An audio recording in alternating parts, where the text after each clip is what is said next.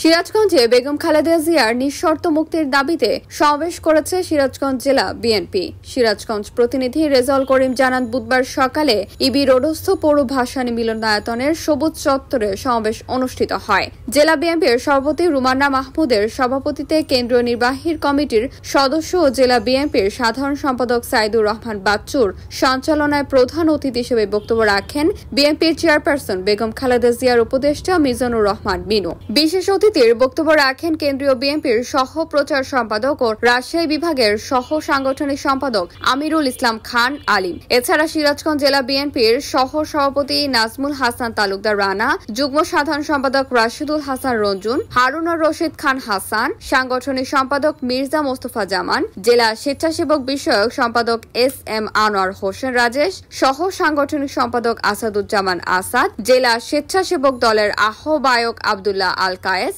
সদস্য সচিব মিলন হক রঞ্জু, জেলা যুব দলের সিনিয়র সহ সভাপতি আল আমিন খান, জেলা স্বেচ্ছাসেবক দলের সিনিয়র যুগ্ম আহ্বায়ক আহসান হাবিব উজ্জ্বল, জেলা ছাত্র দলের সভাপতি জুনায়েদ হোসেন সবুজ, সাধারণ সম্পাদক সিরাজুল ইসলাম সিরাজ সহ আরো অনেকে উপস্থিত ছিলেন। প্রধান অতিথির বক্তব্যে বলেন, আওয়ামী লীগ সরকার মিথ্যা মামলা ও তথাকথিত বিচারের মাধ্যমে অন্যায়ভাবে খালেদা জিয়াকে জেলখানায় রেখেছে। আমাদের নেত্রী প্রাপ্য চিকিৎসা করাতে দেওয়া হচ্ছে না। আমি এই সমাবেশ থেকে ঘোষণা করতে চাই, বেগম খালেদা জিয়াকে মুক্তি দেওয়া না হলে বাংলাদেশে কোনো স্বৈরাচার সরকারকে থাকতে দিব না। প্রতিষ্ঠা করেছেন আমাদের সেই নেত্রী, আদর্শী নেত্রী বেগম খালেদা জিয়ার সুচিকিৎসার দাবিতে এবং তার